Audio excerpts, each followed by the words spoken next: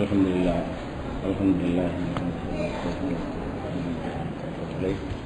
ونعوذ بالله من شرور أنفسنا ومن سيئات أعمالنا من يهده الله فلا مضل له ومن يضلل فلا هادي له وأشهد أن لا إله إلا الله وحده لا شريك له وأشهد أن محمدا عبده ورسوله. கண்ணியத்திற்குரிய எல்லாம் வல்ல அல்லாஹ் ஜல்ல ஷானஹு தஆலாவின் நல்லடியார்களே, இஸ்லாத்தின் ஆதாரம் இறைவனின் வஹி மட்டுமே என்ற இந்த தொடரிலே நபிகள் நாயகம் ஸல்லல்லாஹு அலைஹி வஸல்லம் அவர்களுடைய ஹதீஸுகளும் வஹியாக இருந்தாலும் அதை பரிசீலித்து பார்த்து நபிகள் நாயகம் ஸல்லல்லாஹு அலைஹி வஸல்லம் அவர்கள் அதை சொல்லி இருக்கிறார்களா என்று உறுதி செய்த பிறகுதான் அதை நம்ம ஹதீஸ் என்று ஏற்றுக்கொள்ள வேண்டும்.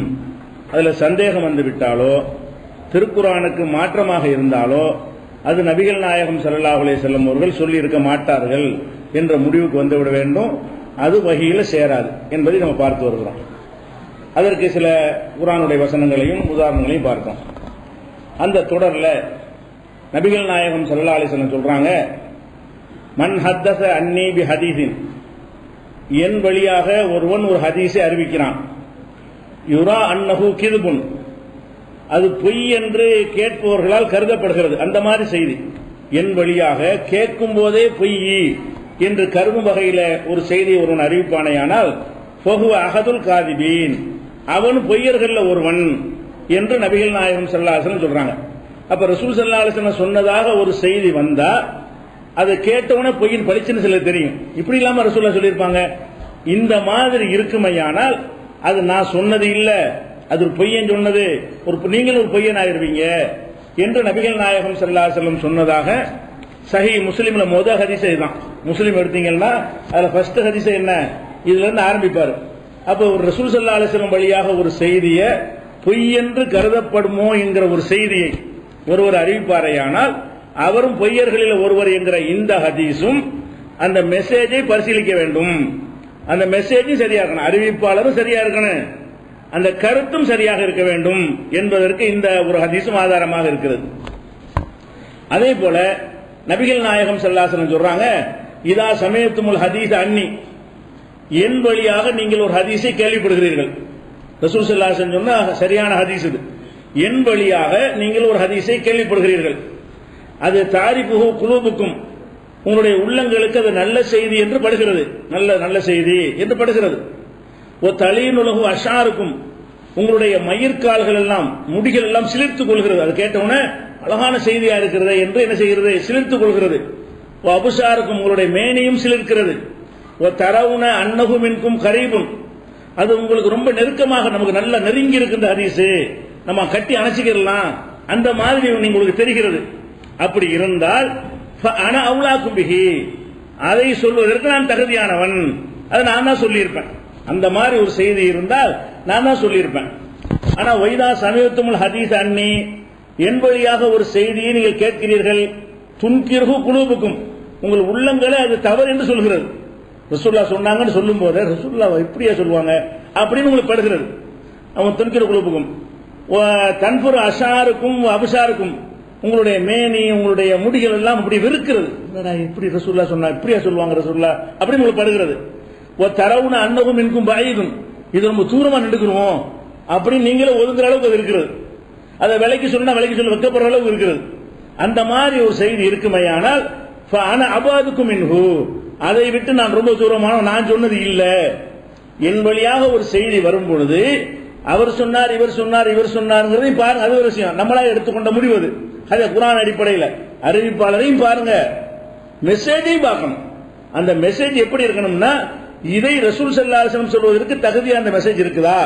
ஒரு சாதாரண ஒரு மனிதன் கூட சொல்ல துணியாத, சொல்ல தகாத, செய்ய தகாத காரியத்தை நபிகள் நாயகம் ஸல்லல்லாஹு அலைஹி வஸல்லம் அவங்களோட சம்பந்தப்படுத்தி வந்தால் நம்ம உள்ள இருக்குமா இருக்காதா? இருக்கும். ரசூல் ஸல்லல்லாஹு அலைஹி வஸல்லம் சொன்னது அப்படி இல்லாம தொழுகை, இபாதத், வணக்க வழிபாடு அது மாதிரி உள்ளதா வறுமையானால் அது நம்ம உள்ள என்ன செய்யும், வரவேற்க விரும்பும்.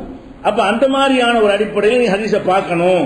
ஹதீஸை பார்ப்பது, அறிவிப்பாளரை பார்ப்பது எப்படி அவசியமோ அதுவும் அவசியம் தான். ஏன்னா அதுதான் நம்ம முன்னாடி இருக்கிற வழி. ரசூலுல்லாஹ் சொன்னாங்க என்பதை நம்ம நேரம் கேட்கல, அறிவிப்பாளர்கள் வழியாகத்தான் அறிந்து கொள்ற நிலையில் இருக்கிறோம். அதையும் பரிசீலனை பண்ணுவோம். அதுக்கும் குர்ஆன் ஹதீஸ்ல ஆதாரம் இருக்கிறது. அதோட மெசேஜையும் பாருங்க, அறிவிப்பாளரையும் பார்த்துருங்க, அந்த அறிவிப்பாளர்களால் சொல்லப்படுற செய்தி என்ன மாதிரி இருக்கிறது, அதாவது சனதையும் பார்க்கணும். மத்தனையும் சனதுன்னா இவர் சொன்னார் அவர் சொன்னார் அவருக்கு இவர் இது சனது, இதை சொன்னார் மெசேஜ் வரும்ல, அதுக்கு பேர் மத்தன். சனதையும் நம்ம பார்க்க வேண்டும். மத்தன் என்கிற உள்ள அந்த கரு இருக்கிற ஹதீஸுடைய கரு, அந்த கருவையும் பார்க்க வேண்டும் என்று இந்த முஸ்னத் அகமதுல நபிகள் நாயகம் ஸல்லல்லாஹு அலைஹி வஸல்லம் சொன்னதாக 15478 ஹதீஸில் இருக்கிறது. அப்ப இதெல்லாம் இதையும் நேற்று சொன்ன அந்த செய்திகளை வைத்து பார்த்தால் உங்களுக்கு என்ன தெரியுதுன்னா, குர்ஆனுக்கு மாற்றமாக ஹதீஸ் இருக்காது.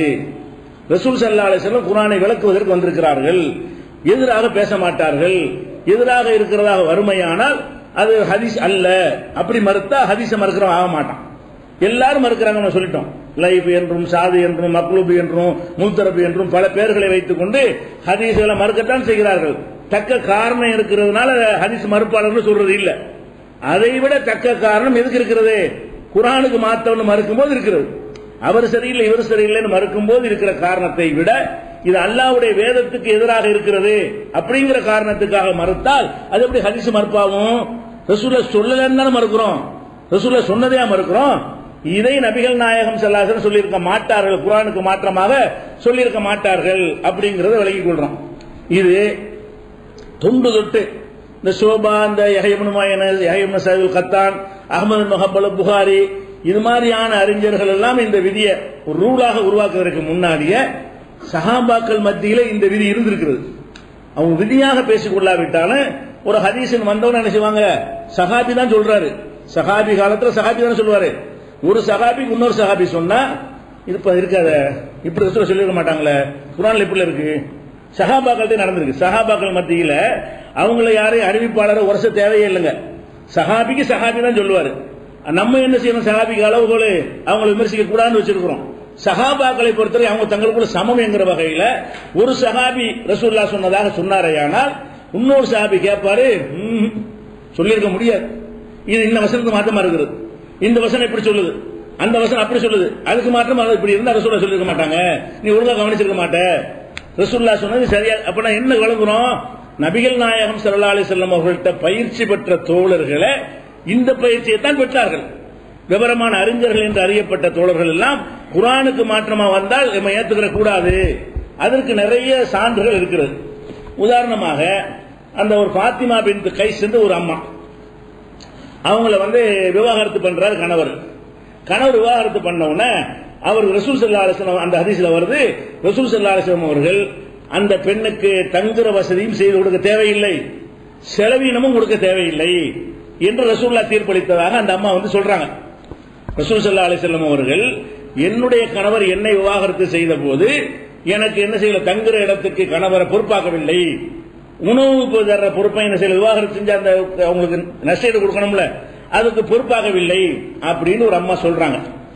அப்ப அப்ப உமர்ல என்ன செய்யறாங்கன்னா, வயலுக்கு உனக்கு கேடு உண்டாகட்டும், அந்த அம்மா சகாபி தானே, உமர்ல சொல்றாங்க, வயலுக்கு உனக்கு நாசம் உண்டாகட்டும், து ஹத்திஸு பிமிஸ்லி ஹாதா, இந்த மாதிரி செய்தி நீ அறிவிக்கிறியா, விவாகரத்து பண்ண சங்கில விட சொல்றியா, விவாகரத்து பண்ணி இருக்கிறாங்க, உனக்கு ஒண்ணு கொடுக்க தேவையில்லை, தங்குற இடம் கொடுக்க தேவையில்லை, ரசூலுல்லாஹ் சொன்னதாக நீ சொல்றாய், உனக்கு கேடு உண்டாகட்டும் என்று சொல்லிவிட்டு அப்ப என்ன செய்யறாங்க, உமர் சொல்றாங்க, லா நத்ருக்கு கிதாபல்லாஹி, அல்லாஹ்வுடைய வேதத்தை நம்ம விட மாட்டோம், ஒரு சுன்னத்த நபியினா ஸல்லல்லாஹு அலைஹி வஸல்லம், நபியுடைய வழியை விட மாட்டோம், லி கௌலி இம்ராத்தின், இந்த அம்மா சொல்ல கேட்டு நம்ம விட முடியாது. இந்த அம்மா ரசூலுல்லாஹ் சொன்னதான் சொல்றாங்க, ரசூலுல்லாஹ் சொன்னதாக தீர்ப்பளிச்சதாக சொல்லும் போது இந்த அம்மா சொல்ல கேட்டுக்கிட்டு அல்லாஹ்வுடைய வேதத்தை நான் விட மாட்டேன், யார் சொல்றா, உமர் ரலியல்லாஹு சொல்றாங்க. ஏன் அவங்க சொல்றாங்க, இல்ல லானத்ரி அல்லாஹ் ஹபிலத்தம் நசியத்து, இந்த அம்மா இதை மறந்துட்டு சொல்லுதா, ஒழுங்கா மனப்பாடம் பண்ணி நமக்கு தெரியவில்லை, இந்த அம்மாட்ட என்ன கோளாறு நமக்கு தெரியவில்லை, ஆனால் இதை நான் ஏற்றுக்கிற மாட்டேன், அதாவது விவாகரத்து செய்யப்பட்ட பெண்ணுக்கு ஒன்னும் கொடுக்க வேண்டியதில்லை என்று ரசூலுல்லாஹ் சொன்னதாக நீ சொல்கிறாய், உனக்கு அந்த தீர்ப்பளித்ததாக சொல்கிறாய், நான் ஏற்றுக்கிற முடியாது. ஏன் ஏற்றுக்கிற முடியாது, அல்லாஹ் குர்ஆன்ல அல்லாஹ் வசனத்தை காட்டுறார், கால அல்லாஹு அஸ்ஸ வஜல், அல்லாஹ் என்ன சொல்றான், உடனே குர்ஆன் ஆயத்துக்கு போற உமர் என்ன சொல்றான்னு கேட்டா, லா துஹ்ரிஜுஹுன்ன மின் புயூத்திஹின்ன, விவாகரத்து செய்யப்பட்ட பிறகு பெண்களை அவர்களுடைய இல்லங்களில் இருந்து வெளியேற்றாதீர்கள், அவங்க இல்லம் தான். விவாகரத்து செய்யப்பட்டாலும் அந்த இத்தாவுடைய காலம் வரைக்கும் யாருடைய வீடு அது, அவங்களுக்கு அது உரிமை இருக்கிறது. வலா துஹ்ரிஜுஹுன்ன மின் புயூத்திஹுன்ன, அவர்களுடைய வீடுகளிலிருந்து வெளியேற்றாதீர்கள். வலா யஹ்ருஜுன, அவர்களும் வெளியேறக்கூடாது. அப்ப தங்கும் இடத்துக்கு பொறுப்பு என்று அல்லாஹ் சொல்லி காட்டுகிறான். விவாகரத்து செய்யப்பட்ட பெண்கள் வீட்டை விட்டு வெளியேற்றக்கூடாதுன்னா என்ன அர்த்தம்? அவங்க அந்த வீட்டுல இருப்பாங்க. விவாகரத்து செய்யப்பட்ட இந்த 3 மாசம் இருக்கும்ல, அந்த காலம் வரைக்கும் அவங்க அங்கதான் இருக்கணும். அப்பதான் நாளைக்கு நல்லிணக்கம் சேர்ந்துக்கிடுவாங்க. அதுக்காக வேண்டி இஸ்லாமிய செஞ்ச ஒரு ஏற்பாடு. அப்ப நீ என்ன அதுக்கு மாத்தமா பேசுற, அல்லாஹ் சொல்றதுக்கு மாத்தமா பேசுற அப்படின்னு சொல்லி உமர் ரலியல்லாஹு அன்ஹு என்ன செய்றாங்க, மறுக்கிறாங்க. இது புகாரியில 2953வது ஹதீஸ்ல இருக்கிறது. அப்ப நம்ம இதுல என்ன பார்க்கிறோம்? ரசூல் ஸல்லல்லாஹு அலைஹி வஸல்லம் உடைய காலத்துக்கு பிறகு சஹாபாக்கள் காலத்துல ரசூலுல்லாஹ் சொன்னாங்கன்ற ஒரு ஹதீஸ் வரும் பொழுது கவனம் எல்லாம் குர்ஆன்ல இருக்கு. உங்களுக்கு சொன்னது சஹாபி தான், நம்மை போல சஹாபி தான். இடையில 4 அறிவிப்பாளர் வழியா நமக்கு மாதிரிலாம் வரல. டைரக்டா அந்த அம்மா கேட்டு சொல்றாங்க, பாதிக்கப்பட்டதாக சொல்றாங்க. அதெல்லாம் எனக்கு அது தேவையே இல்லை. இப்படி சொன்னதுனால அந்த அறிவிப்பாளர் பொய்யாக்கிட்டான்னு அர்த்தம் கிடையாது. சஹாபாக்களை இழிவுபடுத்துற அர்த்தம் கிடையாது. அவரை பத்தி என்ன தீர்ப்பு அந்த அர்த்தம் கிடையாது. நம்ம பார்க்க வேண்டியது என்னது? நமக்கு குர்ஆன் கரெக்டா, குர்ஆனுக்கு எது இல்லாம இருக்குதா அதான் நம்ம மைக்கு, அதனால கொஸ்டின் பண்ணுவான் அப்படின்னு சொல்லி அவங்க நடந்திருக்கிற காட்சியை பார்க்கிறோம். உமர் ரலியல்லாஹு அன்ஹுடைய அந்த போக்கு இந்த மாதிரி தான் இருந்திருக்கிறது. அதே மாதிரி உமர் ரலியல்லாஹு அன்ஹு எதுக்கு சொல்றோம்னு கேட்டா, ஆண் சஹாபாக்கள் எடுத்துக்கிட்டீங்கன்னா அவர் தான் கொஞ்சம் வைகி நெருக்கமா பேசுறவர். ரசூல் ஸல்லல்லாஹு அலைஹி வஸல்லம் நினைச்சாங்க, இன்னல்லாஹ லா யன்திகு அலா லிசானி உமர், உமருடைய நாவில் அல்லாஹ் பேசுகிறான்.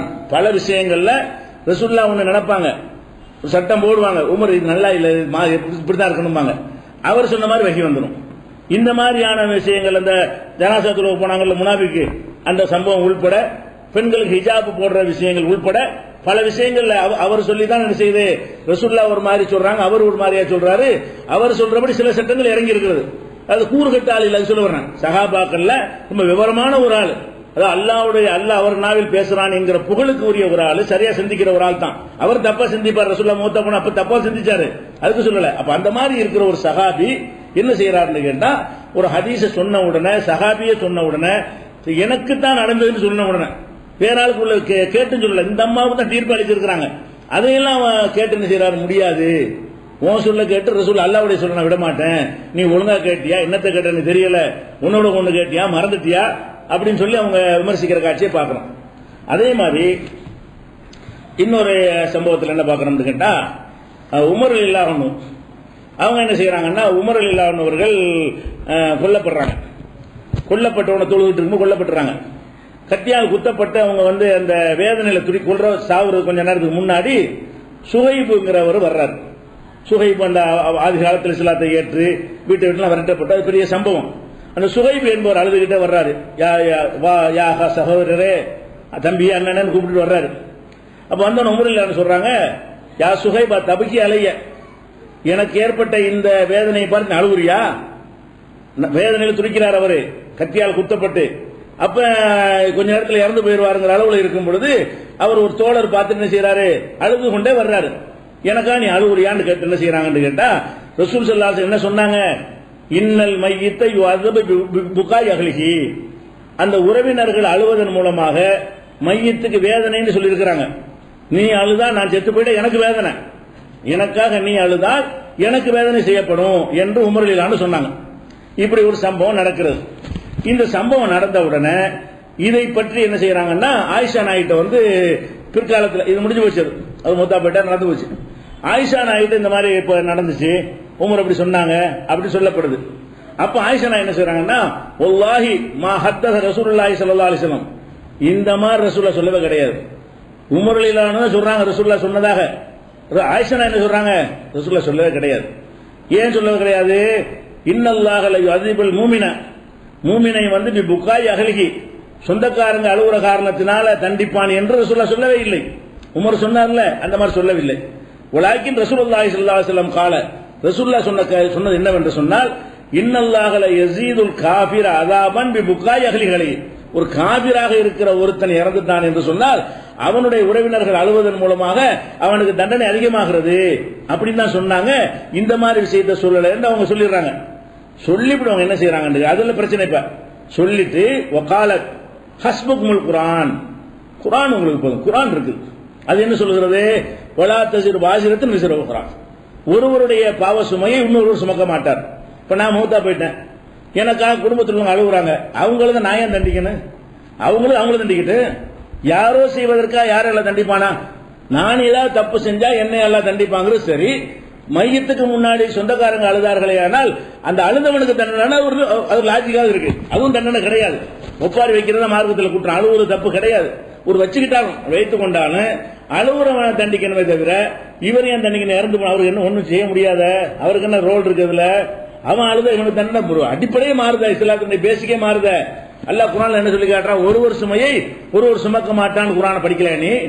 அதுக்கு மாத்தமா இருக்கா இல்லையா? அதனால உமர் சொன்னாலும் ஏத்துக்க மாட்டேன்ட்டாங்க. உமரு அந்த அம்மா சொன்னா ஏத்துக்க மாட்டேன்ட்டாங்க. ஆயிஷா என்ன பண்ணிட்டாங்க? உமர் சொன்னாலும் ஏத்துக்க மாட்டாங்க. இப்ப சஹாபாக்கள் உள்ளத்துல படிஞ்சிருந்தா என்ன கேட்டா குர்ஆன் தான். குர்ஆனுக்கு ஒத்து வந்தா தான் ஹதீஸ். குர்ஆனுக்கு ஏத்து வந்து ஹதீஸ் கிடையாது. யார் சொன்னாலும் சரி, உமரே சொன்னாலும் சரிதான். அப்ப நேரம் நான் தான் சாட்சின்னு சொன்னாலும் சரிதான். அதெல்லாம் கிடையாது. இந்த இவங்க எல்லாம் யாரு? இவங்க ஹதீஸ் மறுப்பாளர்கள். அப்ப இவங்க என்ன செய்யணும்? உமர் ஹதீஸ் மறுத்திருக்கிறார், நேரடியாக அந்த அம்மா வந்து சொல்லுது, நான் தான் கேட்டேன்னு சொல்லுது.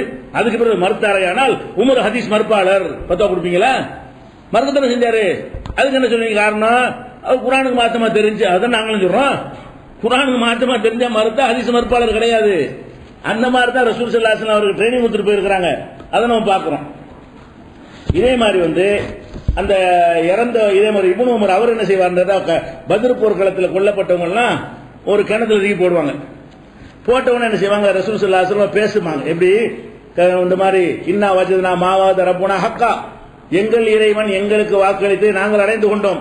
ஃபஹல் வஜத்தும் மாவாத ரப்புக்கும் ஹக்கா, உங்கள் இறைவன் உங்களுக்கு வாக்களித்து நீங்கள் அடைந்து கொண்டீர்களான்னு கேட்பாங்க. அப்ப உமர் இல்லான்னு கேட்பாங்க, அத்து கல்லிமு அஜிசாதன்ல அருவாகலகா, உயிர் இல்லாத இந்த பணத்தோட பேசுறீங்க அப்படின்னு உமர் அப்ஜெக்ட் பண்ணுவாங்க. அப்ப ரசூலுல்லாஹ் சொல்லுவாங்க, அவர்கள் நான் இப்ப சொல்வது கேட்கிறார்கள், இன்னஹும் லயஸ்மவுனலான், நான் சொல்றது இப்ப கேட்கிறாங்க அப்படின்னு யார் சொல்றா? ரசூல் ஸல்லல்லாஹு அலைஹி வஸல்லம் சொன்னதா ஒரு ஹதீஸ். இது ஆயிஷா நாயகி கவனத்துக்கு வருது. இப்படி ரசூலுல்லாஹ் சொன்னாங்க, இப்படி உமர் இப்படி திருப்பி கேட்டாரு. அப்ப ரசூலுல்லாஹ் என்ன சொன்னாங்க? நான் பேசுவதை அவர்கள் கேட்கிறார்கள், இறந்தவர்கள் என்ன செய்கிறார்கள்? கேட்கிறார்கள் என்று சொல்லி ஹதீஸ் வந்தவுடனே ஆயிஷா நாயகி மறுக்கிறாங்க, முடியாது, இப்படி சொல்லியிருக்க முடியும். ரசூலுல்லாஹ் எப்படி சொல்லுவாங்க? அல்லாஹ் குர்ஆன்ல என்ன சொல்றான்? இன்னகலா துஸ்மிஉல் மௌத்தான்னு சொல்றானா இல்லையா? இறந்து போனவர்களை உம்மால் கேட்க செய்ய முடியாது. குர்ஆன் வசனம் என்ன இருக்கு? ரசூலுல்லாஹ் பார்த்தா அல்லாஹ் சொல்லுகிறான், இன்னகலா துஸ்மிஉல் மௌத்தா, மௌத்தா போன ஆட்களை உனக்கு கேட்க செய்ய முடியாது. அல்லாஹ்வுடைய வசனம். ஒமா அன்த பிமுஸ்மிஇன் மன் ஃபில் குபூர், கபர்களில் உள்ளவர்களை உன்னால் கேட்க செய்ய முடியாது. இந்த இரு வசனங்களும் குர்ஆன்ல இருக்கிறது. இது என்ன சொல்லுகிறது என்று சொன்னால், மௌத்தா போன ஆளுக்கு இந்த உலகத்தில் பேசுற பேச்சு கேட்காது, ரசூலே பேசினாலும் கேட்காது. ரசூலை பார்த்தா அல்லாஹ் சொல்லி காட்டுறான், ஒமா அன்த நீ தான் சொல்றான், இன்னக்க நீ கேட்க செய்ய முடியாதுன்னா நமக்கெல்லாம் முடியாது. ரசூலுக்கே கேட்க செய்ய முடியாதுன்னா நம்ம போய் அவுலியாவுல காதர் பாஷான்னு கூப்பிடுறாங்களே, அது எப்படி கேட்க? அப்ப ரசூலுக்கே என்ன செய்யாது, இவர் பேசுறதை கேட்க செய்ய முடியாது. அது மாதிரி உமா அன்தன் தான் சொல்றான், நீ கேட்க செய்ய முடியாது. முஸ்லிமின் மன்ஃபில் குபூர், கபரில் உள்ளவர்களை உன்னால் கேட்க செய்ய முடியாது. இந்த ரெண்டு ஆயத்தை வைத்து ஆயிஷா என்ன சொல்றாங்கன்னு கேட்டா, இப்படி சொல்லல, வேற எப்படி சொன்னாங்க? அவங்க கேட்டு சொல்றாங்களா, ஊகி சொல்றாங்களா, அது ஒரு விளக்கமா சொல்றாங்களா தெரியல. அவங்க என்ன சொல்றாங்கன்னா, இன்னகும் ஏலமூனலாம், அவர்கள் இப்ப விளங்கி கொண்டார்கள். உள்ள போன உடனே நம்ம தான் எல்லாம் ஆட்ட முடியல. இப்ப அவங்களுக்கு அந்த கபரில் அடக்கம் செய்யப்பட்ட பிறகு, எல்லாம் விட்டுட்டு போன பிறகு, மலக்குகள்லாம் விசாரிக்க வந்த பிறகு அவங்களுக்கு விஷயம் விளங்கி போச்சு. என்ன விளங்கிருச்சு? நம்ம வந்த பாதை தப்பு, முகமது சொன்ன பாதை சரி என்று விளங்கி கொண்டார்கள் தான் சொன்னார்களே தவிர கேட்கிறார்கள் சொல்லவில்லை. ரசூலுல்லாஹ் சொன்ன வாசகம் என்னவா? இன்னகும் ஏலமூனலான், இப்ப விளங்கி கொண்டார்கள். இங்க இருக்கிற ஆட்டோமேட்டிக்கல இப்ப கபருக்குள்ள தள்ளணும் விளங்கிதான். எல்லா காவிரும் வழங்குவானா இல்லையா? எல்லா காவிரும் கபூர்ல அடக்கம் செய்யப்பட்ட பிறகு நம்ம வந்த ரூட் தப்புன்னு வழங்குவான்ல, அதைத்தான் ரசூலுல்லாஹ் சொன்னாங்களே தவிர நான் பேசுவதையெல்லாம் அவர்கள் கேட்பார்கள் என்று சொல்லவில்லை. ஏன் அப்படி நான் சொல்கிறேன் என்றால், அல்லாஹ் இப்படி சொல்றான்னு வசனத்தை காட்டுறாங்க. ரெண்டு வசனத்தை எடுத்துக்க, குர்ஆன்ல உள்ள ரெண்டு வசனத்தை காட்டி சொல்றாங்க. இது புகாரியில 3681வது ஹதீஸில் இருக்கிறது. அப்ப ரசூல் ஸல்லல்லாஹு அலைஹி வஸல்லம் அவர்கள் வந்து இறந்தவர்களை செவியேற்க செய்வார்கள் அப்படிங்கிற ஒரு கருத்து சொன்னதை ஒத்துக்கிற மாட்டேங்கிறாங்க. ஏன் சொன்னவர் இப்னு உமர் சாதாரண ஆளா? உமர் சாதாரண ஆளா? ரசூலுல்லாஹ் சொன்னதாக அவர் தான். இன்னும் சொல்ல போனா இவங்க எல்லாம் பாட்டில் இருந்திருக்க மாட்டாங்க, அடக்கம் செய்யற இடத்துல எல்லாம் அவங்க தான் இருந்திருப்பாங்க, நேரடியாக கேட்டுதான் சொல்லியிருப்பாங்க. என்றாலும் அவங்க என்ன யோசிக்கிறாங்க? பார்த்தவங்க முன்னுக்கு விளங்கியிருப்பாங்க. குர்ஆனுக்கு மாத்தமா ரசூல் சொல்ல மாட்டாங்க, அதுக்கு ஏற்றவாறு மாத்திக்கணும். குர்ஆனுக்கு ஏற்றவாறு ரசூலுல்லாஹ் சொல்லுவாங்களே தவிர குர்ஆனுக்கு எதிராக எப்படி சொல்லியிருப்பாங்க? கேட்பார்கள்னா முடிஞ்சு போச்சு, குர்ஆனை மறுத்தாச்சே, அந்த மறுப்பு நம்ம செய்யக்கூடாது என்று ஆயிஷா நாயகி இருந்தாங்களே. இது என்ன? இது அவங்க அகல குர்ஆன் மறுக்கிறவங்களா? குர்ஆனுக்கு எதிரானவர்களா? அப்ப ஹதீஸ் மறுப்பு, அவங்க ஹதீஸ் மறுப்பாளர்களா பார்க்கணும். இதே மாதிரி வந்து இன்னொரு சம்பவத்தை பாருங்க. நிறைய ஹதீஸ்களை பார்த்தோம்னு சொன்னா புதுசா நம்ம சொல்ற மாதிரி சித்தரிக்கிறாங்க. விதியில இல்ல ரூல்ல என்ன நம்ம சொல்ல போறோம் பின்னாடி. சகாபாக்களை இந்த மாதிரி நடைமுறையில கடைபிடிச்சிருக்கிறாங்க. அவங்க காலத்துல இந்த மாதிரி கரெக்டா இருந்தா தான் ஏத்துக்குவாங்க, குர்ஆனுக்கு ஒத்து இருந்தா தான் ஏத்துக்குவாங்க பாக்குறோம். அதே மாதிரி இன்னொரு விஷயம் என்னன்னு கேட்டா, அபூ ஹுரைராவை அறிவிக்கிறார். என்ன அறிவிக்கிறார்னு கேட்டா, 3 விஷயங்கள்ல சகுனம் இருக்கிறது. அபூ ஹுரைரா அறிவிக்கிற ஹதீஸ் இது புகாரில 2858, 5772, 5753, 5093 ஆகிய ஹதீஸ்கள் இருக்கிறது. சகுனம் பார்க்கிறது இருக்குல்ல, அது 3 விஷயத்தில் இருக்கிறது. 3 விஷயம் என்ன? ஒன்னு அல் ஃபர்ஸ், குதிரை. ஒருத்தன் ஒரு குதிரையை வாங்கிட்டான், வாங்கி அதை நொடிச்சு போயிட்டான்னு வைங்களேன், இந்த குதிரைனாலதான் நொடிச்சான்னு சொல்லலாம்.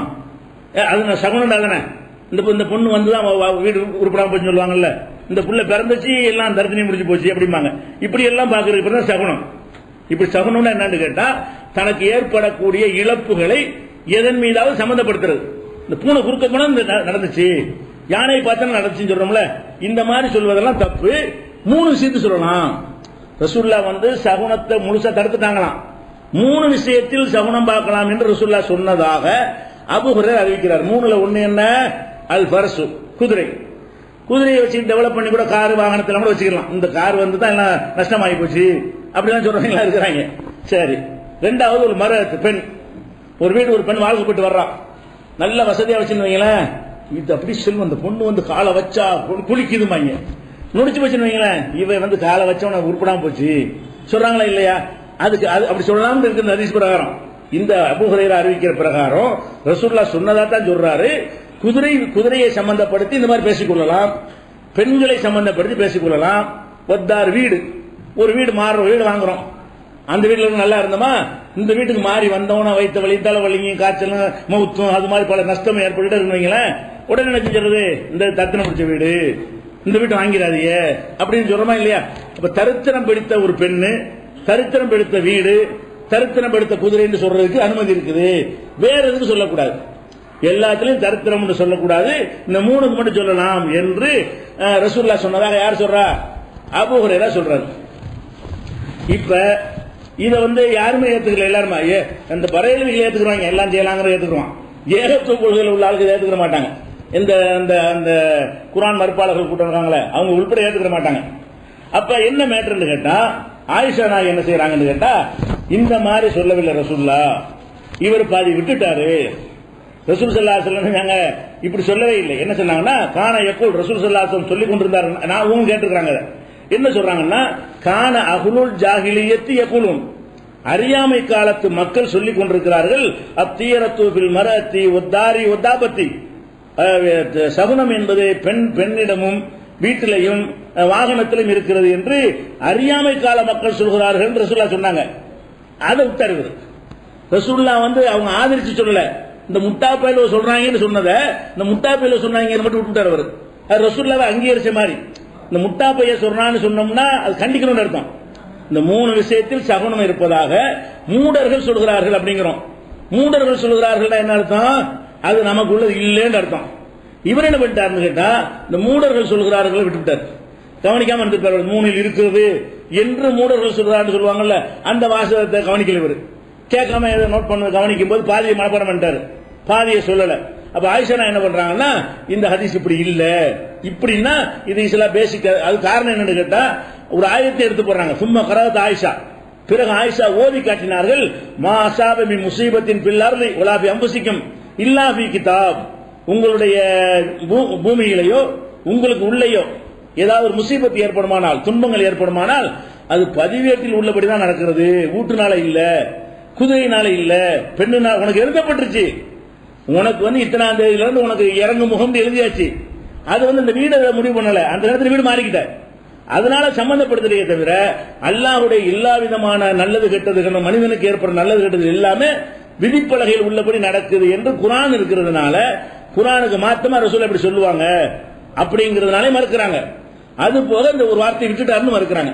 அப்ப இந்த வசனத்துக்கு மாத்தமாக நமக்கு செல்வம் வரணுமா, அந்த வீட்டுக்கு போ, இந்த வீட்டுக்கு போனா செல்வம் வரும்டா, அப்ப அது தீர்மானிக்குதே, அல்லாஹ்வுல தீர்மானிப்பான், அல்லாஹ் எழுதி வச்சுட்டானே. அப்ப அந்த மாதிரியான ஒரு பெண் வந்ததுனால வந்துச்சு, ஒரு குதிரை வந்ததுனால வந்துச்சு, தரித்திரத்துக்கும் சரி பாக்கியத்துக்கும் சரி தொடர்புபடுத்தக்கூடாது. அல்லாஹ் நமக்கு நாடி இருக்கிறான். அல்லாஹ் நமக்கு இறங்குமுகம் நாடி தான் இறங்கிட்டோம், ஏறுமுகம் நாடி இருந்தானா ஏறிக்கிறோம். இதுதான் விளங்க வேண்டிய விஷயம் அடிப்படை வளர்க்குறாங்க. இது இந்த அந்த ஹதீஸை அவங்க மறுத்து சொல்வது இதுல அகமதுல 24,894 அந்த ஹதீஸில் இருக்கிறது. அதே மாதிரி இன்னொரு ஒரு ஹதீஸை சொல்றாங்க, ஆயிஷா நாய் சம்பந்தப்பட்டதுதான். ஆயிஷா நாய் இடத்துல நாங்கள் இருந்தோம். அல்கமா சொல்றாரு, ஆயிஷா நாய் கிட்ட உட்கார்ந்து மார்க்கம் கேட்கறதுக்காக அவங்க இருக்கிறாங்க. அப்ப தகல அபூ ஹுரைரா. அப்ப அபூ ஹுரைரா உள்ள வர்றாரு.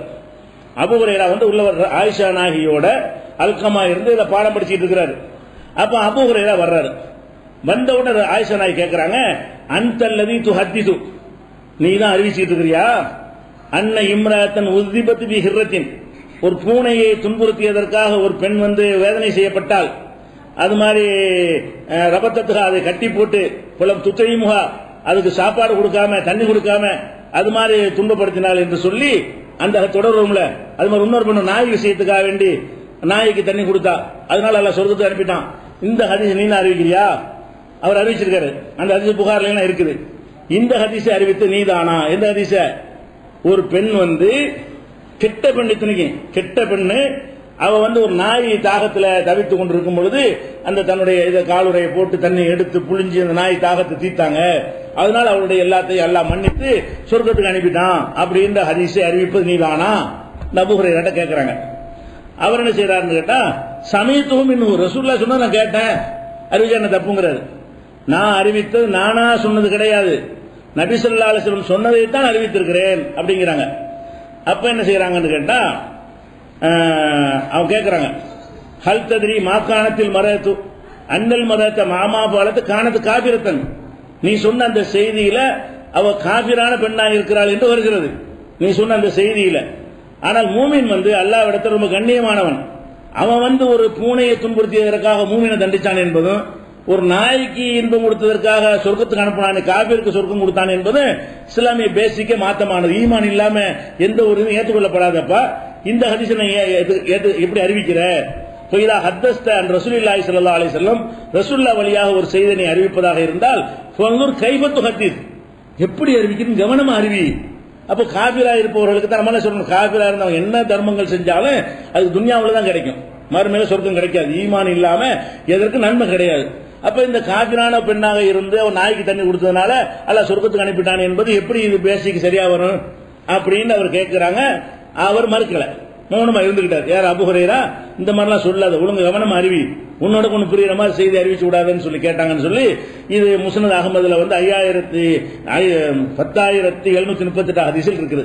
அப்ப இந்த மாதிரி ஹதீஸ் தான் மறுக்கிறாங்க அவங்க. ரசூலுல்லாஹ் சொன்னதாக அபூ ஹுரைரா சொல்றாரு, மறுக்கிறாங்க. ஏன் மறுக்கிறாங்க? இது இஸ்லாமிய பேசிக்கு மாத்தமா இருக்கிறது, இஸ்லாத்தின் அடிப்படைக்கு மாத்தமா இருக்கும் போது அதை ஏற்றுக்கொள்ள முடியாது என்கிற சிந்தனை அப்படிதான் இருந்திருக்கிறது. அதே மாதிரி பாருங்க, ஒரு அறிவிப்பாளர் வரிசையோட உள்ள ஒரு விஷயம், அதாவது ரசூல் ஸல்லல்லாஹு அலைஹி வஸல்லம் சின்ன பிள்ளையா இருந்தாங்கல்ல, அதாவது 7 வயசா இருக்கும்போது, 7 வயசு 9 வயசு அந்த மாதிரி இருக்கக்கூடிய நேரத்தில் வெளியூருக்கு அபூ தாலிப் என்ன செய்யறாரு, கூட்டிட்டு போயிட்டு வர்றாரு. அதுக்கப்புறம் என்ன செய்யறாங்கன்னா, அந்த ஒரு பாதிரியார் என்ன பண்றாருன்னா, ரசூலுல்லாஹ் சின்ன பிள்ளையா இருக்கும்போது அபூ தாலிப் கிட்ட கேட்கிறாரு, நீங்க இந்த பிள்ளை என்னோட அனுப்பி வைங்க. யார? ரசூலுல்லாஹ் சின்ன பிள்ளை 9 வயசு பிள்ளைய அனுப்பி வைங்க என்னோட அப்படின்னோடனே அபூ தாலிப் மறுத்துட்டாராம்.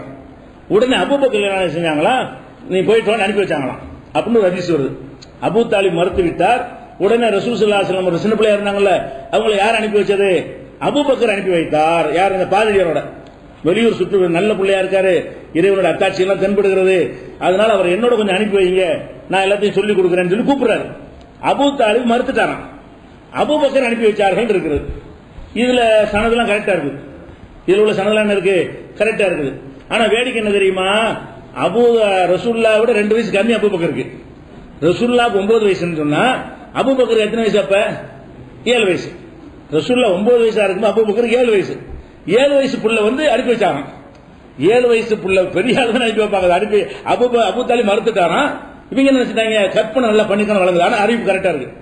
அப்படின்னா யாரோ ஒரு ஆள் நம்பகமானவர்ங்கிற பேர்ல ஒரு கோளாறு படிச்ச ஆளுக்கு வழங்குதுல, பலவீனமான ஆள் இல்ல, பொய் சொல்ற ஆளு, உட்கார்ந்து ரூம்ல உட்கார்ந்து எழுதுனாங்க கற்பனை கதை, அந்த மாதிரி எழுதினா தான் எழுத முடியும். அப்படி நமக்கு தெரியல, நம்பகமானவர் நமக்கு தெரியவில்லை. இவங்கெல்லாம் யாரு? நம்பகமானவர்கள் என்று அறிவிப்பாளர்களை எடை போடக்கூடிய அறிஞர்கள் பண்றாங்க. அதான் முடியும். மனிதர் என்கிற முறையில் அப்படிதான் முடியும். இந்த 5 பேர், இந்த 5 அறிவிப்பாளர்கள் யாரு போலாரு, யாரோ ஒரு ஆள் போலாரு நமக்கு தெரியவில்லை. ஆனா இதை ஏத்துக்கிறீங்களா? அபூபக்கர் 7 வயசு அபூபக்கர் 9 வயசு ரசூல் ஸல்லல்லாஹு அலைஹி வஸல்லம் அவர்களை பிரயாணத்துக்கு அனுப்பி வைத்தார்கள் ஏத்துக்கிறீங்களா? அப்ப இவங்க என்ன செஞ்சாங்கன்னா, அபூபக்கர் வயசெல்லாம் கவனிக்காம ரசூலுல்லாஹ்வுக்கு எவ்வளவு நெருக்கம் தெரியுமா ஆளுக்கு. ரசூலுல்லாஹ் அபூபக்கர் எப்படி நெருக்கம் என்றால் அவர்கள் தான் அனுப்பி வைத்தார்கள் இப்படி சொல்றது, வரலாறு மறந்துடுறது. இப்படி எல்லாம் ஹதீஸ் என்ன செஞ்சிருக்காங்க, எழுதி வச்சிருக்காங்க. இது சுனன் திருமதியில 590வது ஹதீஸில் இருக்குது. அப்ப இதை எல்லாரும் இருக்கிறாங்க. இது என்ன செய்யறாங்க, அனைத்து அறிஞர்களுமே இது அறிவிப்பாளர் சரியா இருந்தாலும் இதை எப்படி ஏத்துக்கிறது? மெசேஜ் தப்பா இருக்கு, குர்ஆனுக்கு மாத்த விடுங்க. மெசேஜ் எப்படி நடந்திருக்கு, எப்படி சாத்தியம், இவருக்கு எப்படி அவர் அனுப்பி வைப்பாரு? இவரை அனுப்பி வைக்கிற நிலையில் இருக்கிறார். அக்கறைப்பட்டு எப்படி ரசூலுல்லாஹ் சின்ன பிள்ளை தனியா விடுறது அப்படின்னு ஒரு பெரிய ஆள் இருப்பாங்களே, அபூபக்கர் 50 வயசு தாத்தா மாதிரி நினைச்சுக்கிட்டு நம்ம எப்படி தனியா விடுறோம் அனுப்பி வச்சாராம். அப்படின்னு பயந்தானே போயிட்டு தைரியமா போயிட்டு அனுப்பி வச்சாருன்னா இது எப்படி ஒரு சின்ன பிள்ளை அப்படி முடிவு எடுப்பாங்களா? அப்படி இருந்திருக்குமா? அப்படின்னு சொல்லி எல்லாரும் மறுக்கிறாங்க இதை. ஆனா சனு சரியா இருக்கு, எல்லாரும் மறுக்கிறாங்க. எனக்கு அவர் சொன்னாரு, உனக்கு ஒரு சொன்னார் வரும்ல, அம்புட்டு கரெக்டா இருக்கு. இப்ப என்ன செய்யறது? இது ஹதீஸ் மறுப்பா இல்லையா? அனைவரும் மறுத்தாங்க. அவங்கள யாரு? இதெல்லாம் ஏத்துக்கிறீங்களா? இல்லாட்டி ஏத்துக்கிறேன்னு சொல்லுங்க.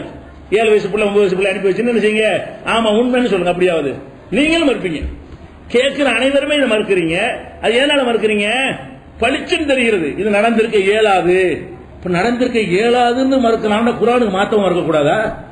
நடந்திருக்க இயலாதுங்கிற ஒரு வரலாற்று இதுக்காக வேண்டி மறுக்கலாம் என்று சொன்னால் அதை மறுக்க முடியாது. என்ன சொல்றாங்க, என்ன செய்றாங்கன்னா, லைஸ பி இஸ்னாதி ஹாதல் ஹதீஸ் இல்லா மன் ஹரஜலு பி ஸஹீஹ், ஸஹீஹான நூல்களில் அறிவித்திருக்கிறார்களே அவர்கள் தான் இந்த ஹதீஸில் அறிவிப்பாளர்கள் வந்திருக்கிறார்கள் அப்படின்னு சொல்லிவிட்டு என்ன செய்யறாங்க, இது எப்படி மறுப்பாங்க? இவரு வயசு என்ன, அவர் வயசு என்ன, இவருக்கு அவர் எப்படி அனுப்பியிருப்பார்? அந்த காலத்தில் அவர் குழந்தையா இருந்திருப்பார், சின்ன பிள்ளையா இருந்திருப்பாரு. இது அந்த ஹதீஸ் மேட்டர் தப்பு, இதை ஏற்றுக்கொள்ள கூடாது என்று உயூனுல் அஸர்ங்கிற ஒரு நூல்ல இது விமர்சிக்கிறாங்க. நிறைய அறிஞர்கள் விமர்சித்து எடுத்து காட்டுறாங்க.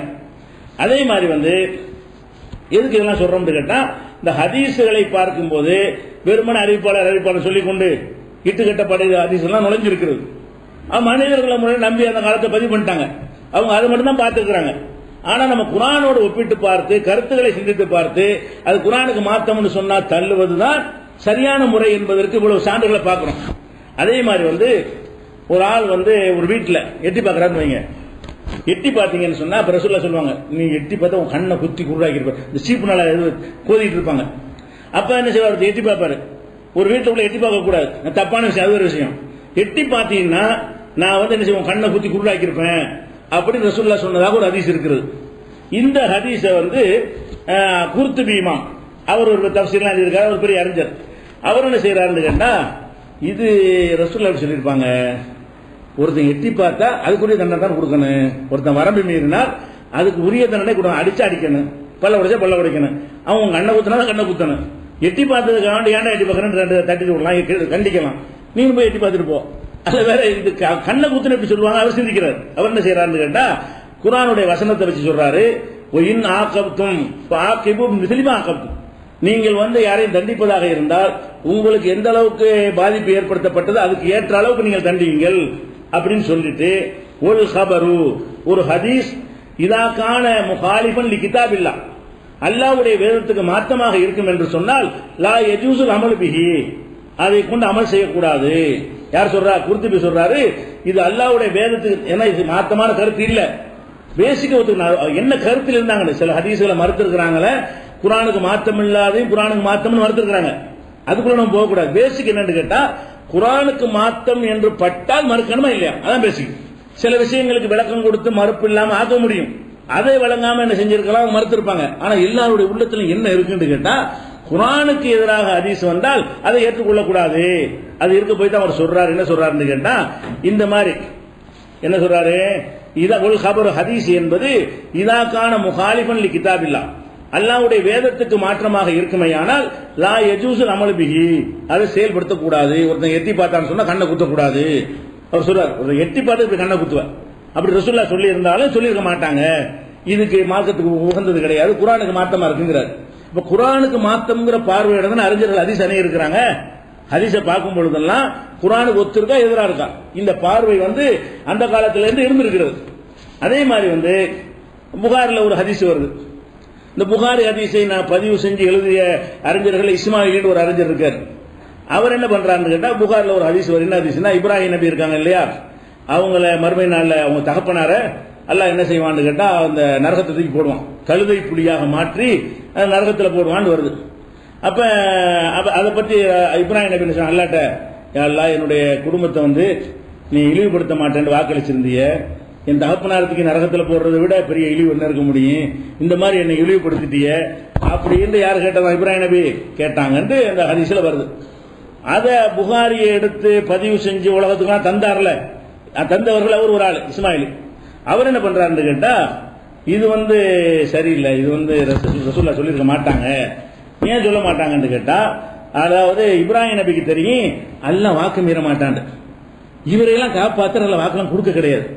அல்லாஹ் கொடுப்பில் மீயாதுன்னு இப்ராஹிம் நபிக்கு தெரியும். அல்லாஹ்ட்ட யார் வாக்கு மீற மாட்டான். அல்லாஹ் உன்னை செஞ்சிருக்கும் போது எப்படி நீ போட்ட, அப்படிதான் யூனுஸ் நபி கேட்டாரு. யூனுஸ் நபி கேட்டதுனால தண்டிச்சான். அவர் என்ன கேட்கிறாருன்னு கேட்டா, அன்னை இப்ராஹிம் அலிம, இப்ராஹிம் அறிந்து வைத்திருந்தார், அன்னல்லாஹ் லா யுக்லில் மியாத், அல்லாஹ் வாக்கு மீற மாட்டான் அறிந்து வைத்திருந்தார். அப்ப நரகத்தில் விருத்திக்கு போட்டால் அது வாக்கு மீறி போட்டதா இருக்காதுன்னு விளங்கணுமா இல்லையா? அவர் கலீலுல்லாஹ் தானே, அவரை விட அல்லாஹ் பத்தி யார் வழங்க முடியும்? மனித குலத்துல இப்ராஹிம தவிர அளவுக்கு யாருக்கு அல்லாஹ் வழங்க முடியும்? அந்த இப்ராஹிம் நபி தானே அல்லாஹ் கலீலா உற்ற நேசராக்கி இருக்கிறான்.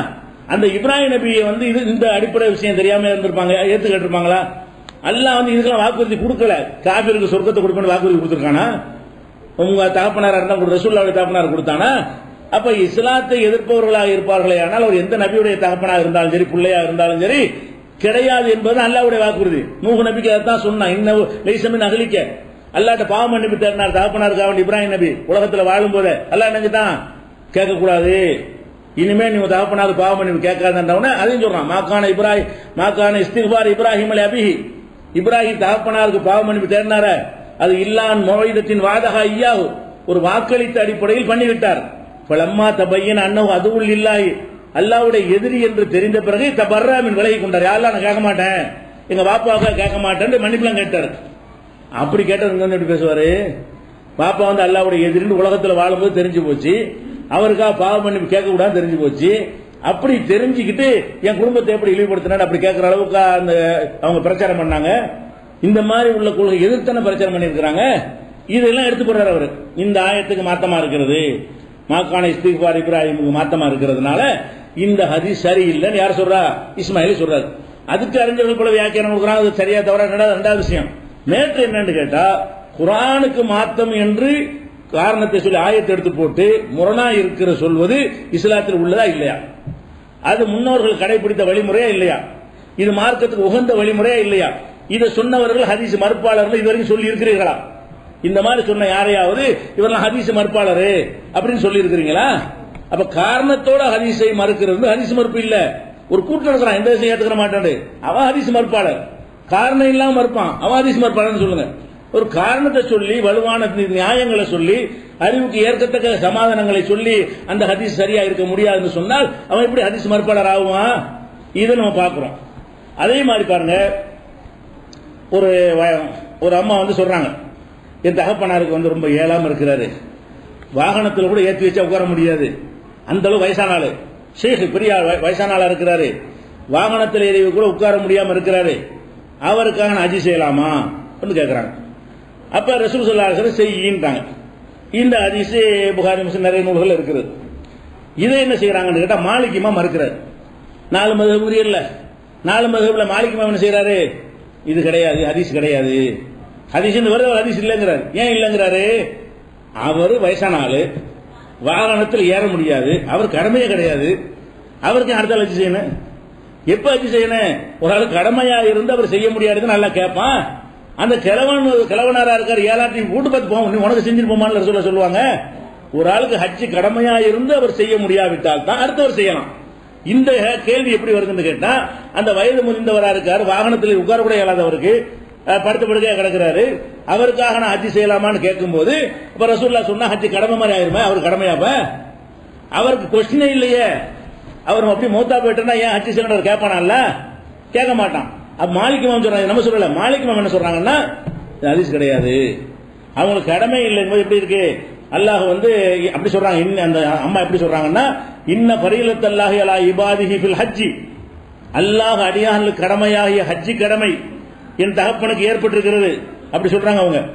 அப்ப அதற்கு தாபி ஷேகன் கபீரா, அவர் வயசான ஒரு கிழவனா இருக்கிறாருன்னா அப்ப வயசான முதிய கிழவனா இருந்தா கூட ஹஜ்ஜி கடமைன்ற மாதிரி கொஸ்டின் அப்படிதான் வருது. லா எஸ்தத்தி எஸ்தவி அல ராகிலத்தி, வாகனத்தில் உட்கார்றது ஏழாது, அந்த நிலையில ஒரு ஹஜ்ஜி கடமை ஆயிடுச்சுன்னு நம்ம கேட்கறாங்க. அப்படி கேட்க முடியுமா? இப்படி கேட்ட ரசூல் என்ன சொல்லியிருப்பாங்க?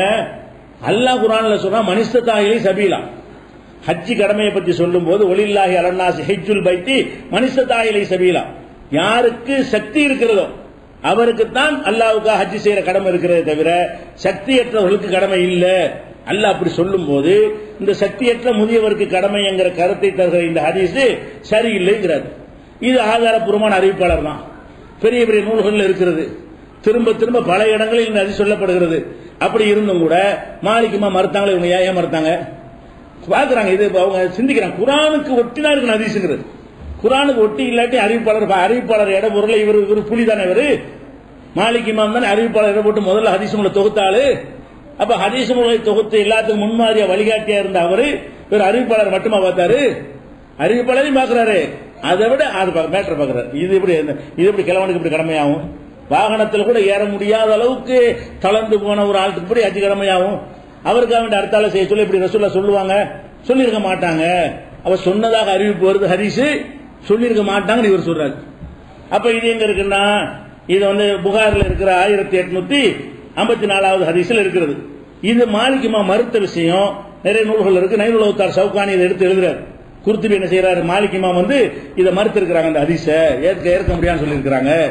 அப்படி பார்க்கணும். அப்ப இதுல என்ன வழங்குன்னு கேட்டா, சஹாபாக்கள் அப்படி செஞ்சிருக்கிறாங்க, இவங்க எல்லாரும் மதிக்கிறாங்களே ஹதீஸுடைய காவலர்கள் சொல்றவங்க எல்லாம், அந்த இமாம்கள்லாம் இந்த பார்வையில இருந்திருக்கிறாங்க. இவங்க இதை கவனிக்காம என்ன செய்யறாங்க, நம்ம சொல்லும் போது மட்டும் ஹதீஸ் இவங்க சிலது இவ்வளவு நாள் நல்லதுன்னு சொல்லிட்டு வந்துட்டாங்க. அதை நம்ம தவறுன்னு சொல்றோமா, ஜீர்ணிக்க முடியல. நம்ம கௌரவம் என்ன வருது, நம்ம இத்தனை நாள் நம்ம சரின்னு சொல்லிட்டோமே, இவங்க சொல்லி கொடுத்து நம்ம மாத்தினா அப்படி சரியா வரும், அதனாலதான் மறுக்கிறார்களே தவிர குர்ஆனுக்கு மாத்தங்கிற அந்த டாபிக்காக மறுக்கவே கிடையாது. அப்படி மறுத்த 3 பேரை மறுக்கணும். அதே மாதிரி பார்க்கணும், இப்னு தைமியா அவர் பெரிய அறிஞர் எல்லாரும் ஒத்துக்குருவாங்க. அவர் என்ன செய்யறாருன்னு கேட்டா, அதாவது யார் என் தோழர்களை திட்டினார்களோ அவர்களை அல்லாஹ் மன்னிக்கவே மாட்டான். ஷிர்க் வச்சா மன்னிக்க மாட்டான்ல, அந்த மாதிரி யாரு சஹாபாக்களை திட்டுகிறார்களோ அவர்களை அல்லாஹ் மன்னிக்கவே மாட்டான் ரசூலுல்லாஹ் சொன்னாங்க அப்படின்னு ஒரு ஹதீஸை பரப்பிட்டு இருக்காங்க மக்கள் மத்தியில். அது யாருக்காக பரப்புறாங்க? ஷியா ராபிஜியாவெல்லாம் இருக்காங்கல்ல, இவங்க சஹாபாக்களை திட்டுவாங்க. எல்லா ஷியாக்களும் என்ன செய்வாங்க, அபூபக்கர் காஃபிர், உமர் காஃபிர், உஸ்மான் காஃபிர்னு சொல்லி அலியை தவிர 50 பேரும் திட்டுவாங்க. அந்த அவங்களை காஃபிர் ஆக்குறதுக்காக வேண்டி இவங்க உண்டாக்கி சொல்லியிருக்காங்க. ஹதீஸ் என்ன செய்யறாங்க, அல்லாஹ் சஹாபாக்களை திட்டிய யாரையும் அவங்க பார்த்து மன்னிக்கவே மாட்டான் அப்படிங்கிறாங்க. கருத்து சரியா தான் இருக்கு. அவங்கள திட்டுறதுக்காக சொல்றாங்க, நல்ல நோக்கம் தான். ராபிஜியாக்கள் ஷியாக்களை திட்டுறதுக்காக வேண்டி நல்ல நோக்கத்தில் உள்ள ஹதீஸ் மட்டும் தெரிகிறது. இப்னு தைமியா அவங்களுக்கு 1 நம்பர் எதிரி தான். யாருக்கு? ஷியாக்களுக்கு சிம்ம சொப்பனை யாரு? இப்னு தைமியா. அவங்க பதிலடி கொடுத்தவர் தான். அவங்க நல்ல மண்டையில் அடிக்கிற மாதிரி இந்த ஹதீஸ் இருக்குன்னு விட்டார் அவரு. இந்த ஹதீஸ் என்ன செய்யுது, அவங்களுக்கு கூட நல்லா மன்னிக்க மாட்டான்னு சொன்னா இதை வச்சே மண்டல தட்டிடலாம் அப்படி நினைச்சிருக்கலாம்ல, இது ஒரு கருவியை பயன்படுத்தலாம்ல, அதை பார்க்கல அவரு. இது தவறு. அவங்க கொள்கை சரியா தனி விஷயம். திட்டு சஹாபியை திட்டினா பண்ணிக்கப்படாத பாவமா அப்படின்னு சொல்ல என்ன செய்யறாருன்னா, ஹாதல் ஹதீஸ் கிதுபுன் அலா ரசூலுல்லாஹி ஸல்லல்லாஹு அலைஹி வஸல்லம், இது ரசூலுல்லாஹ் பேர்ல சொன்ன பச்சை பொய். இந்த மாதிரி ரசூலுல்லாஹ் சொல்ல மாட்டாங்க. ஏன் சொல்ல மாட்டாங்கன்னா, ஓஹோ முகாலிஃபுல் லில் குர்ஆன், இது குர்ஆனுக்கு மாத்தமாக இருக்கிறது. குர்ஆன்ல அல்லாஹ் என்ன சொல்றான், லா யக்ஃபிரு யுஷ்ரக பிஹி, ஷிர்க் வைக்கிறத மன்னிக்க மாட்டேன், வ யக்ஃபிரு மா தூன ஸாலிக லிமன் யஷா, அதை தவிர மற்ற பாவங்களை நாடியவர்களுக்கு மன்னிப்பேன்ங்கறான். ஷிர்க்கை தவிர மற்ற எல்லாத்துக்கும் மன்னிப்பு இருக்கிறது. இது என்ன ஷிர்கா? சஹாபியை திட்டுற ஷிர்கா? அப்படி நீ மன்னிப்பு இல்லம்ப, இப்படி ரசூலுல்லாஹ் அப்படி சொல்லுவாங்க. அப்ப ரசூலுல்லாஹ் சொன்னதாகத்தான் சுன்னத் ஜமாத் ஆளுக்கு ஷியாக்களுக்கு எதிராக கட்டி இருக்கிறாங்க. சுன்னத் ஜமாத்து கூட தான் கட்டியிருக்க முடியும். ஷியாவை சஹாபியை திட்டினா சொர்க்கம் போக முடியாது. இந்த சுன்னத் ஜமாத்துக்கு கையில மடியில போட்டு உண்டாக்கி இருந்தா கூட அதை அவர் சாதகமா பயன்படுத்தவில்லை. அவர் என்ன கேட்கிறாரு, இது பொய், இப்படி சொல்லக்கூடாது. அப்ப எல்லார் பார்வையும் எப்படி இருக்குன்னு கேட்டா, ஹதீஸ் வந்துட்டாலே குர்ஆனுக்கு எதிராக மோதிர மாதிரி நிக்கிற ஒத்துக்கிற மாட்டேங்கிறாங்க. குர்ஆனுக்கு எதிராக வரவே கூடாது, அதுல ரொம்ப உறுதியா இருக்கிறாங்க. அதே மாதிரி பாருங்க, ஒரு ஹதீஸ் இருக்கிறது. என்ன ஹதீஸ்னு சொன்னா, ஒரு மனிதன் தொழுதுகிட்டு இருக்கும்போது, நம்ம தொழுதுகிட்டு இருக்கிறோம், குறுக்க ஒரு பொம்பளை நடந்து போச்சுன்னு வைங்க, பெண்ணு, கழுதை, கருப்பு நாய் ஹதீஸ் வருது. இந்த மூணும் குறுக்க நடந்தால் இவன் தொழுகை பசாதாகிவிடும். நான் தொழுது கொண்டிருக்கும் பொழுது குறுக்க பெண்ணு போனால் அல்லது கழுதை போனால் ஒரு கல்புல் அசுவது கருப்பு நாய் போனால் தொழுகை பசாதாகிவிடும் அப்படிங்கிற ஹதீஸ் வந்து நசையில் இருக்குது. சஹீஹான ஹதீஸ். சஹீஹ் அந்த சஹீஹ் அறிவிப்பாளர் சஹீஹ் மேற்று சஹீஹ் இல்ல, அறிவிப்பாளர் கரெக்டா இருக்கிறது. ஒவ்வொரு அறிவிப்பாளர் பார்த்தோம்னா கரெக்டா இருக்கிறாங்க. அது நசைங்கிற ரொம்ப நுணுக்கி போடக்கூடிய ஆளு. அறிவிப்பாளர் எடை போடுறதுல வந்து சின்ன சின்ன மிஸ்டேக் தான் தள்ளி விட்டுருவாரு, பெரிய மிஸ்டேக் தள்ள மாட்டார். சின்ன மிஸ்டேக் கூட இருக்கக்கூடாது அறிவிப்பாளர், அப்படி உள்ள ஆளு. அவருடைய புக்களை பதிவு பண்ணியிருக்கிறாரு. இதை வந்து பிற்காலத்தில் உள்ள அறிஞர்கள் எல்லாருமே சஹீஹான ஹதீஸ் என்ன செய்யறாங்க, இதை சொல்றாங்க. இதன்படி சட்டங்களும் எழுதியிருக்கிறார்கள். பெண் குறுக்கே போனால் தொழுகை முறியும், கழுதை குறுக்கே போனால் மதுஹபுகள்ல சட்டமும் இருக்கிறது. இது அமுல்படுத்தி கொண்டிருக்கிற கட்சியை பார்க்கிறோம். ஆனா ஷாஃபி இமாம் மட்டும் ஏத்துக்க மாட்டேங்கிறார். அவர் என்ன பண்றாருன்னு கேட்டா, இது வந்து இன்னும் முகாலிஃபின் குர்ஆன், இது குர்ஆனுக்கு மாத்தமா இருக்குது. எந்த குர்ஆனுக்கு மாத்தமா இருக்குது? ஒரு சுமை ஒரு ஆயிஷா நாய் சொன்ன அந்த ஆயத்தான், ஒலா தஸிர் வாசிரத்தும் விஸ்ரு உக்ரா, ஒருத்தர் சுமையை ஒருத்தர் சுமக்க முடியாது. கழுத போன இவனுக்கே முடியுது, இவன் என்ன செஞ்சான்? ஏன் தொழுக முடியறதுக்கு நான் என்ன தேர்வு பண்ணணும்? அப்ப யார குறுக்க போனா ஏன் தொழுகை முடியுது? அவருடைய செயல் என்ன எப்படி முறிக்கும் அவர் கேட்கிறாரு. ஒலா தஸிர் வாசிரத்தும் விஸ்ரு உக்ரா அல்லாஹ் சொல்றானே, ஒருவர் சுமை ஒருவர் சுமக்க மாட்டார்னு அல்லாஹ் சொல்றான். இந்த ஹதீஸ் என்ன சொல்லுதுன்னு கேட்டா, அங்க குறுக்க போனா எனக்கு தொழுக முடிஞ்சிருந்தா இது எப்படி? இது அவன் குறுக்க போனா அவனுக்கு தான் முடியும்னு சொல்லுங்க. அவனுக்கு கைகால முடியாது தொலைச்சிருப்போம், எனக்கு ஏன் முடியுதுங்கிறேன். நான் தொழுந்துகிட்டு இருக்கும்போது அப்ப ஒருத்தங்க தன்னால முடிச்சிடலாமே, தொழுகிறாள் குறுக்க கூட நாயை வட்டி விட்டு அம்புடத்துலையும் முடிச்சு விட்டுலாமே. ஒரு தொழுகிறான்னு வைங்களேன், நாயை வட்டி விட்டு இன்னொருக்கா தொழுடா, கழுதையை வட்டி விட்டு இன்னொருக்கா தொழுவு. இது என்ன இது சரியா வருமா? அவனுக்கு ஒழு போயிடுச்சுன்னு சொல்லுங்க, பேசிட்டான்னு சொல்லுங்க, அவனுக்கு ஏதாவது பிரச்சனை ஏற்படுன்னு சொல்லுங்க, அப்படின்னா தொழுக முடியுங்கிறது ஓகே. அவன் ஒண்ணுமே செய்யலங்கும் போது இதுக்கா முடியும்னா என்ன பார்த்தான்னு கேட்கிறார். ஷாஃபி இமாம் கேட்கிறாரு. அவர் என்ன ஹதீஸ் மறுப்பாளரா? எதை வச்சு கேட்கிறாரு? நம்ம எதை வச்சு கேட்கிறோமோ அதை வச்சு கேட்கிறாரு. நாம் எதை வைத்து சில ஹதீசுகளை தவறு என்று சொல்கிறோமோ அதே பேசிக்கல கேட்கிறார். முகாலிஃபின் குர்ஆன், இது குர்ஆனுக்கு மாத்தம். எந்த குர்ஆனுக்கு மாத்தம்? வலா தஸிர் வாசிரத்துன் விஸ்ரு உக்ரா, ஒருவரது சுமையை ஒருவர் சுமக்க முடியாது. அவன் சுமையை நான் ஏன் சுமக்கணும்? அவன் குறுக்க போனதுக்கு நான் தண்டனை கட்டணுமா? அப்படிங்கிற வகையில் கேட்கிறாங்க. இது வந்து ஃபத்ஹுல் பாரியில இப்னு ரஜப் அவர்களுடைய அவர் ஒரு ஃபத்ஹுல் பாரி எழுதியிருக்காரு. அதுல இந்த விவரங்களை எல்லாம் என்ன செய்யறாரு அவர் குறிப்பிடுறாரு. அப்ப திருமதியில நசையில வந்து 750 இந்த ஹதீஸ் குறுக்க போனா முறியும்ங்கிற 750 ஹதீஸ், இதைத்தான் ஷாஃபி இமாம் மறுக்கிறாங்க. அப்ப இதுல என்ன வழங்குதுன்னு கேட்டா, ரசூல் ஸல்லல்லாஹு அலைஹி வஸல்லம் எந்த ஹதீஸ் சொன்னாலும் அது குர்ஆனுக்கு ஏற்றிருந்தா தான் ஏத்துக்கிறேன்னு அறிவிப்பெல்லாம் கரெக்டா தான் இருக்காங்க. அந்த ஹதீஸ்ல எல்லாம் கரெக்டா தான் இருக்காங்க. ஆளை மட்டுமா பார்த்தாங்க? ஆளையும் பார்க்கணும். மேட்ரு சரியா இருக்கு, ஆள் சரியா தள்ளி விட்டுருவோம். ரசூலுல்லாஹ் சொல்லல, மேட்டரும் சரியா இருக்க வேண்டும், அதை சொல்லக்கூடிய ஆட்களும் சரியா இருக்கிறோம், இணைந்ததுதான் ஹதீஸ் சரியான என்பதற்கு அளவுகோல். அதே மாதிரி இன்னொரு ஹதீஸ் பாருங்க, இது தாரகுத்னில இருக்குது. என்ன தாரகுத்னில இருக்குன்னா, ஜாஃபர் இப்னு அபீ தாலிப், அது யாரு? ரசூலுல்லாஹ்வுடைய சின்னப்பா மகன், அலியுடைய தம்பி ஜாஃபர் இப்னு அபீ தாலிப் இருக்காங்க இல்லையா, அவங்க ஜாஃபர் சாதிக்கு பாத்தியான பூரியா பாத்தியான உதவிகள் அவர் தான். இப்ப ஜாஃபர் இப்னு அபீ தாலிப் என்ன செய்யறாங்கன்னா, இஹ்தஜம வஹுவ ஸாயிமுன், அவர் நோன்பு வைத்துக் கொண்டு ரத்தம் குத்தி அந்த எடுத்தார். யாரு? ஜாஃபர் இப்னு அபீ தாலிப்.